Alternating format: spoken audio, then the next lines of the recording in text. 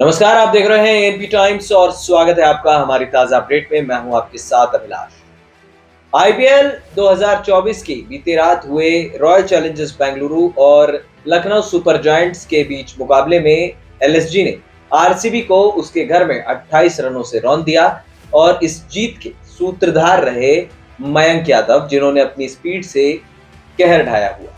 लेकिन सवाल ये उठता है कि आखिरकार हाई प्रोफाइल खिलाड़ियों के बावजूद आरसीबी की टीम हर साल अपने प्रदर्शन में क्यों निरंतर नहीं रह पाती? क्यों आरसीबी की टीम आज तक कप नहीं जीत पाई? इसके कई कारण। बड़ी बात यह है कि एक बार फिर आरसीबी की हाई प्रोफाइल जिद उन्हें ले डूबी है। खास बात यह है कि प्लेइंग 11 में सही तरीके से चयन ना करना और कई खिलाड़ियों को दरकिनार करना शायद आरसीबी का प्लान काम नहीं कर रहा है। दरअसल आरसीबी की टीम के पास ऐसी बात नहीं है कि फायर पावर या फिर गेंदबाजों की कमी, लेकिन हर साल हर खिलाड़ी को आप मौका देते हैं। जब वो खिलाड़ी प्रदर्शन करता है तो फिर आप उसे नकार देते हैं। एग्जाम्पल सुयश प्रभुदेसाई। सुयश प्रभुदेसाई ने पिछले सीजन आरसीबी के लिए कुछ मुकाबले खेले, एज एन इम्पैक्ट प्लेयर भी खेले और उन्होंने बेहतरीन बल्लेबाजी। तो आखिरकार क्यों अनुज रावत और रजत पाटीदार जैसे बल्लेबाजों पर आप कहर बरपा रहे हैं? वन सीजन वंडर हर बार हमने आईपीएल में देखा है, लेकिन इसके बावजूद आप युवा खिलाड़ियों पर निर्भर क्यों हो जाते हैं? Faf du Plessis, Virat Kohli, Glenn Maxwell, ये तीन ऐसे बड़े नाम हैं जो तबाही मचा सकते हैं, लेकिन इनका भी बल्ला खामोश है। विराट कोहली हर मैच में तो रन नहीं बनाएंगे, फाफ डु प्लेसी का बल्ला शांत है और ग्लेन मैक्सवेल तो न जाने क्यों इस बार आईपीएल खेलने उतरे हैं। वहीं सवाल यह भी उठता है कि जब ऑस्ट्रेलियन प्लेयर्स को इंटरनेशनल ड्यूटी मिलती है तो फिर वो अलग परफॉर्म करते हैं और आईपीएल की बात आती है तो पैसा लेकर कैसे भी परफॉर्म करके वो साइड निकल जाते हैं। कई टीमों में ये आरोप सिद्ध भी हो रहे हैं, जैसे ग्लेन मैक्सवेल, मिचेल स्टार्क। दूसरी बात यह है कि आरसीबी के पास ऐसा नहीं कि खिलाड़ी नहीं, अब एक छुपा हुआ रुस्तम एलएसजी ने आपके सामने निकाला ना।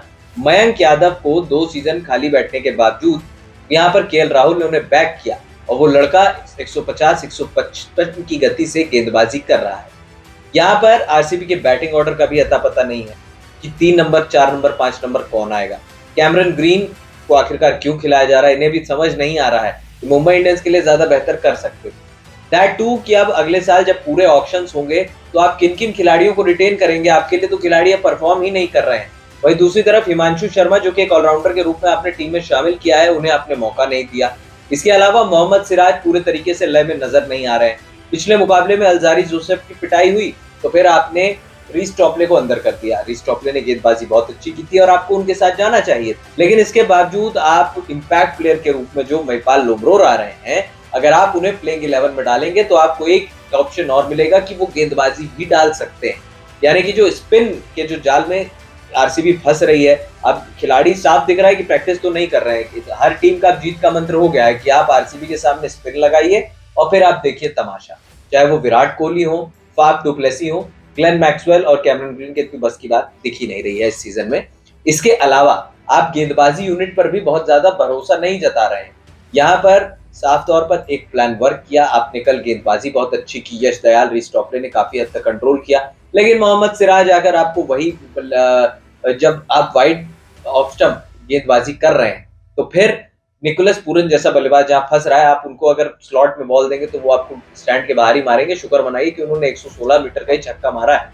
अब इसके अलावा अगर देखा जाए तो आरसीबी के लिए बहुत कुछ सोचने को है। ये टीम जीत नहीं पाती है, इसकी फैन फॉलोइंग बहुत बड़ी है, हम खुद इस टीम के बहुत बड़े फैन हैं, लेकिन कहीं ना कहीं विराट कोहली के अलावा ना कोई खिलाड़ी परफॉर्म नहीं कर पा रहा है। आप अनुज रावत को, ठीक है उन्होंने पहले मुकाबले में रन बनाए, वो अगले सीजन में हो सकता है आपके विकेट कीपर हो अगर आप उन्हें रिटेन करेंगे, लेकिन अनुज रावत ने कल जिस तरीके से प्रेशर बिल्डअप किया, अब 21 गेंदों में 11 रन, आप क्या एक्सपेक्ट करते हैं जब आप एक 180-182 चेज कर रहे हैं?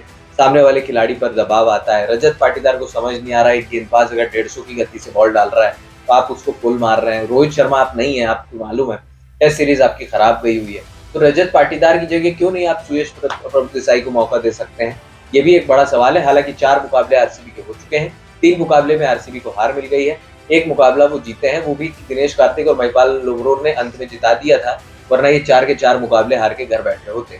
अब इस सीजन में आरसीबी का प्लेऑफ्स में पहुंचना बहुत ज्यादा मुश्किल है, अनटिल एंड अनलेस यहाँ पर वंडर जो बड़े बड़े नाम इन्होंने लेके रखे हुए हैं ना, हर सीजन इनके पास बड़े नाम होते हैं, लेकिन ये बड़े नाम जो है ना ये वही वाली बात होती है कि नाम बड़े और दर्शन छोटे। तो आरसीबी को अब ये समझना होगा कि हम क्या प्लेइंग 11 कॉम्बिनेशन उठाएं। देखिए मणिमारन सिद्धार्थ कल आए गेंदबाजी करने, इम्पैक्ट प्लेयर के रूप में उन्होंने उन्हें इस्तेमाल किया। लखनऊ सुपर जायंट्स को क्रेडिट जाना चाहिए, उन्होंने दो बड़ी विकेटें निकाल कर आपको बैकफुट पर ढकेल दिया और उसके बाद बाकी काम मयंक यादव ने कर दिया। तो आप जब तक अपने डोमेस्टिक खिलाड़ियों को तगड़ा नहीं करेंगे ना, जब तक अपने डोमेस्टिक खिलाड़ियों को ये भरोसा नहीं देंगे कि हाँ भाई हमें बड़े खिलाड़ियों की बैकिंग है, तब तक आरसीबी का हाल यही रहेगा। आप हाई प्रोफाइल टीम बनकर चले रह जाएंगे और उसके बाद शायद आरसीबी का सीजन, एक सीजन जब आया था 2020 से पहले 2019, जब 6 के 6 मुकाबले शुरुआती हार गई थी आरसीबी, तो ये उससे कम नजर नहीं आ रहा है। फिलहाल इस खास अपडेट में इतना ही, हमें दे दीजिए इजाजत और हाँ, हमारे चैनल एएनपी टाइम्स को सब्सक्राइब करना मत भूलिएगा। नमस्कार।